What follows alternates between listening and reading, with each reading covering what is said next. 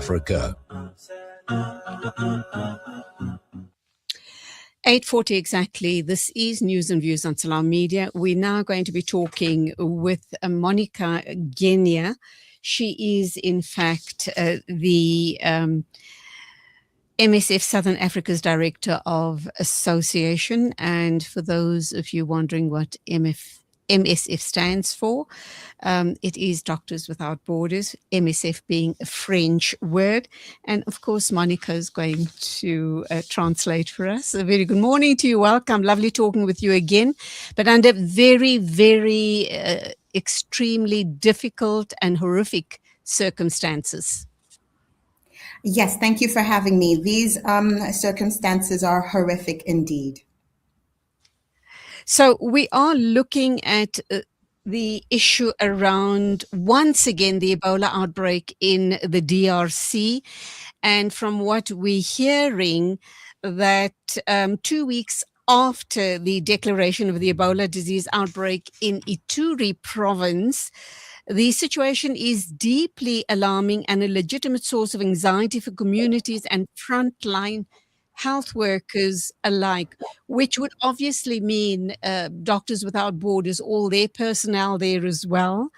And of course, this was a statement that was published by Dr. Alan Gonzalez, the Deputy Director of Operations for Doctors Without Borders. Can you expand on that and just exactly how serious is the situation right now? The situation right now is extremely alarming. As of 2 days ago in Congo, we had authorities officially reporting more than 900 suspected cases of Ebola, more than 200 suspected deaths, and at least 125 confirmed cases. And as you know, we have confirmed cases in Uganda as well. It's extremely alarming because it is a strain of the virus that is not currently approved for the vaccine that was developed some years ago. That is good for other strains of the virus, but not this particular one known as the Bundibugyo virus. So it is extremely delicate because without having a vaccine, having people going into the country to help as medical workers is as you can imagine, it's extremely traumatizing, and it's traumatizing, of course, for the population where the suspected and confirmed cases have been found. So, Monica, as you speak, what comes to my mind is the start of COVID back in in the early 20s. And we know how that played out.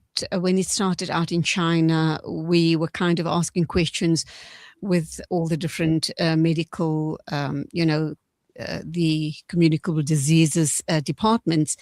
And back in the day, we were reassured that there was no cause for concern, and look what happened. The whole world had shut down. And the issue around Ebola, this is not the first time that we have this outbreak, but it seems that this time around it is at its most serious and most severe. What is causing the seriousness of the current Ebola outbreak, and how contagious is it?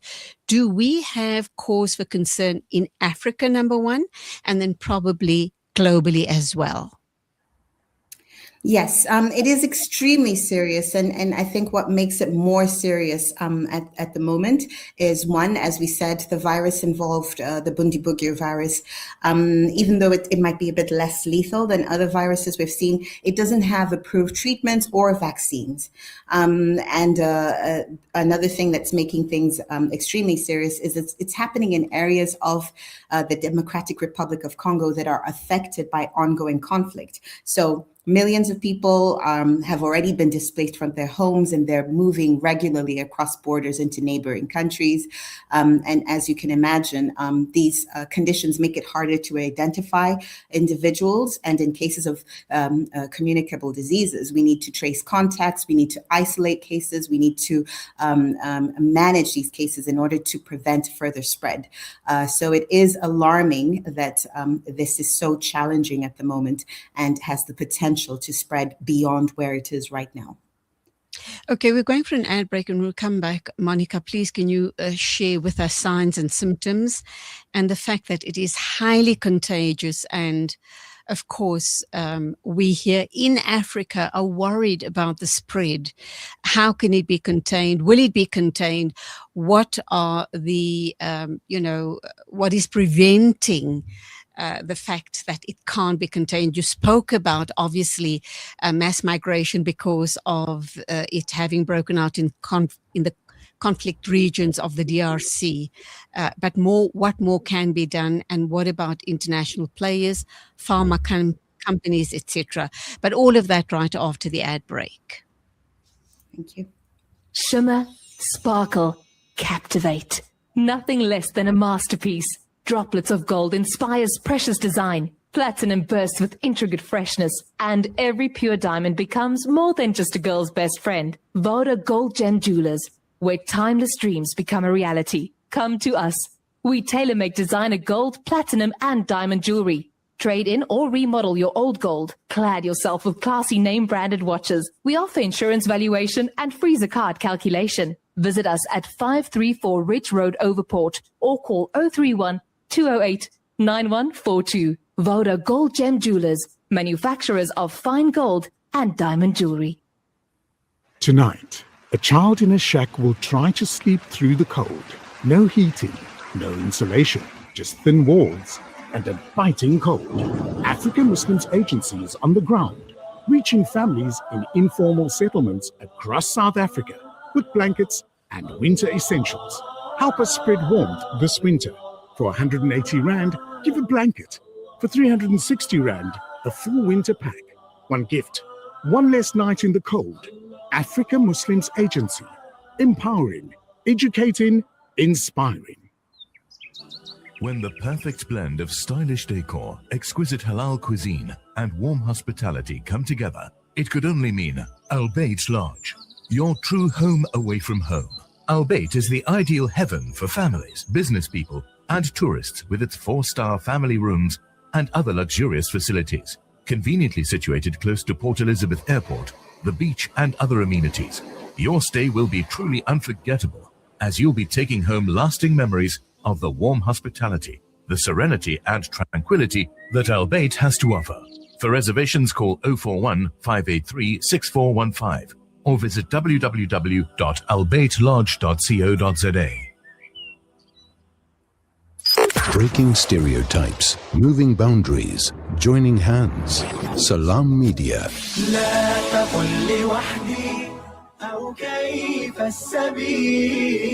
Humanity sets the agenda.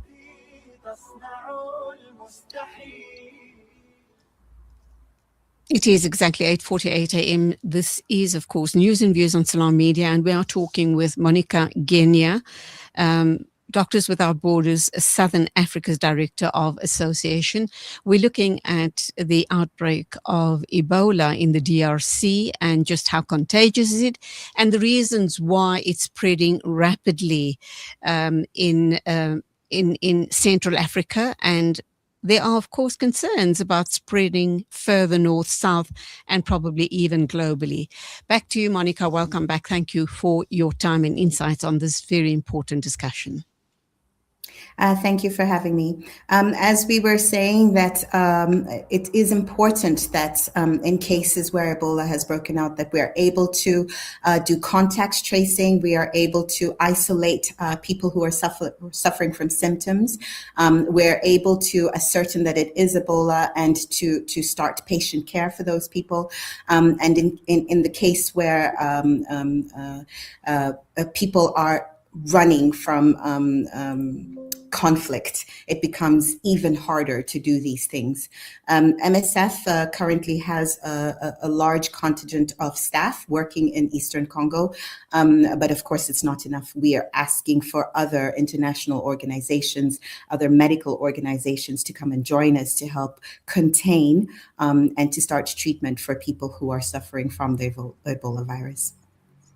So, Monica, what's the signs and symptoms? And when you talk about treatment, what sort of treatment are we looking at? How expensive is it? And will large pharmaceuticals come on board as well, and foreign governments? Because that is exactly what you need right now, is it not? Absolutely.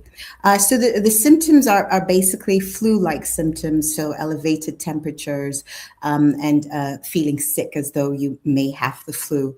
And that rapidly then turns into something more serious, in fact, than the flu. But on the onset of symptoms, it's important to seek medical attention to ascertain whether you might be suffering from the flu or something more than that.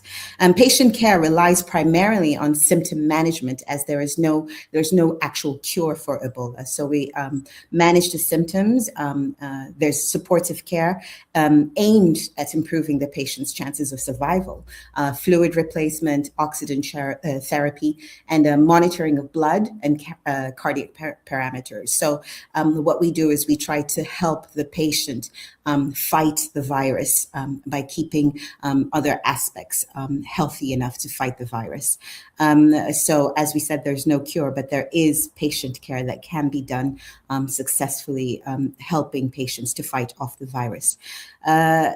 We do call upon pharmaceutical companies, especially those who are working towards getting a vaccine for this particular strain of the virus, the Bundibugyo virus, to continue this very important work and to scale it up so that we can have that in time to contain this particular strain. And we know that in Congo, the health authorities, the WHO, and the companies that produce this specific therapy are working on it, but we urge them to scale it up even faster. So clearly you have huge challenges which you need to manage. Number one is a lot of your healthcare professionals do join your organization on a voluntary basis. There is the issue around their health and well-being as well, knowing that this Ebola virus is very contagious. So you need to ensure that they are safe. We spoke about the conflict in the DRC. So it's almost impossible, I should imagine, for you to reach the people in these conflict areas, which does indicate that the virus is going to spread very, very rapidly.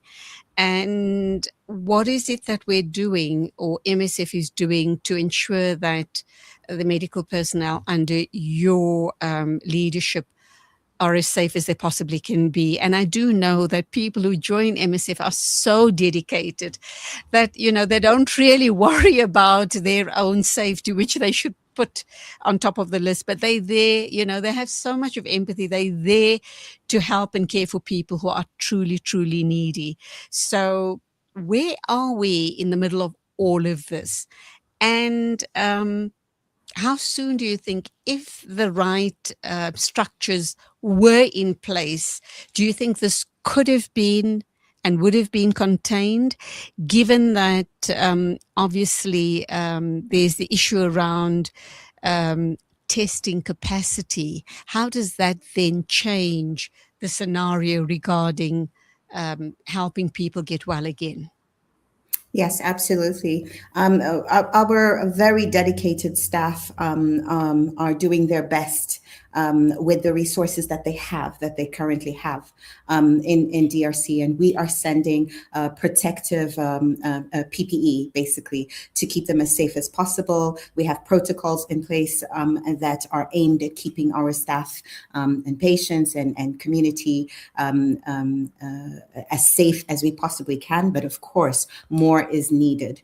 In the case of Ebola, just one suspected case is already, as you can imagine, a disaster, and we don't want it to climb further than it already is. We can see it climbing every day, and we don't want it to. So the idea is to prevent it from spreading as much as we can. And in order to do that, we need more resources. We need more boots on the ground. We need people, medical professionals, medical organizations to come and join us. And we need governments, international governments, to be concerned and to send resources in to help to try and combat the spread and contain the virus where it is, and to try and bring treatment and patient care to people who are already suffering, so that we can head towards eradicating the virus that is spreading at the moment. So we do need a lot of help, a lot of resources to be brought into the areas that are affected, and to be on standby to limit the spread as much as we possibly can. Two important questions before I let you go. We have established that the Ebola virus is very contagious. We spoke about it in the context of the spread within Africa. What are the chances that it could spread beyond the African borders into Europe and, the Northern Hemisphere, number one? And number two, how has your work been impacted regarding all of the cuts by foreign governments, very especially the Trump administration? We know that in certain areas, support work and medical care has come almost to a standstill. I'm certain that these cuts has had a huge impact on your work. Would you still carry on and continue trying to grow MSF and do the work that is so needed in third world countries? Yes, I'll take your second question first. The cuts have greatly impacted MSF and all humanitarian organizations that are working to alleviate suffering around the world. MSF relies a lot on individual giving, on our donors, our individual donors who have risen to the occasion and continue rising to the occasion. But we find ourselves also having to cover for other organizations that were relying on donations from governments that have now cut their budgets. And it is, in fact, we can see it now when disasters on this scale occur, and a lot of our previous partners are not able to join us and to assist because of lack of resources, and definitely MSF cannot do it on our own. So this is extremely serious, and this is something that has to be revised by governments who were cutting down on supporting international humanitarian efforts.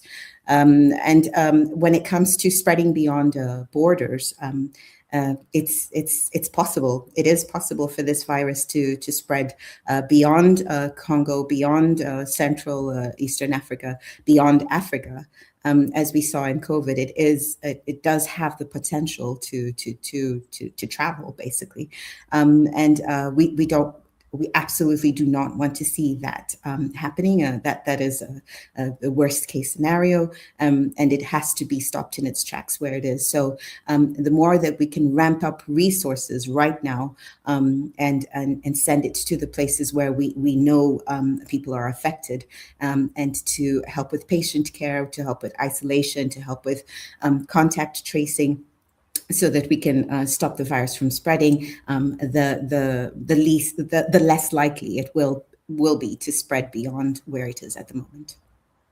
Please, God, let's hope that we can stop it in its tracks. And of course, much love and respect to you, Monica, Association Director, MSF Southern Africa, and all of the medical personnel who, do work for MSF. We salute one and all, and we hope and pray that we can get on top of this virus. Continue the amazing work. God bless you. Thank you. That was Monica Genya, Associate Director, MSF South Africa, talking about the Ebola virus, the outbreak in Central and Eastern Africa, and hoping and praying that it that it is contained sooner rather than later, else we will have a mini COVID situation on our hands.